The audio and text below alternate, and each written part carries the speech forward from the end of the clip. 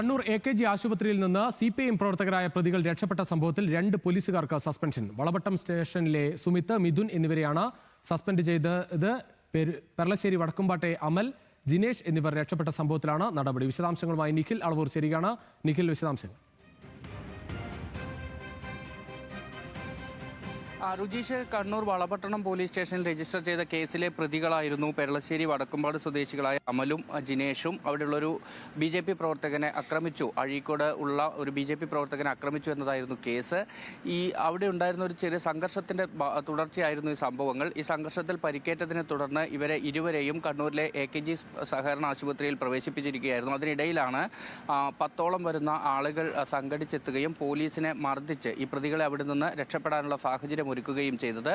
ഈ പ്രതികളെ ഇപ്പോഴും പിടികൂടാൻ സാധിച്ചിട്ടില്ല. ഇതിന്റെ പശ്ചാത്തലത്തിലാണ് അവിടെ സുരക്ഷാ ഡ്യൂട്ടിയിലുണ്ടായിരുന്ന ഈ 2 വളപട്ടണം പോലീസ് സ്റ്റേഷനിലെ 2 പോലീസ് ഉദ്യോഗസ്ഥരെ, അതായത് സ്റ്റേഷനിലെ സുമിത്, മിഥുൻ എന്നീ CPOമാരെ ഇപ്പോൾ സസ്പെൻഡ് ചെയ്തിരിക്കുന്നത്.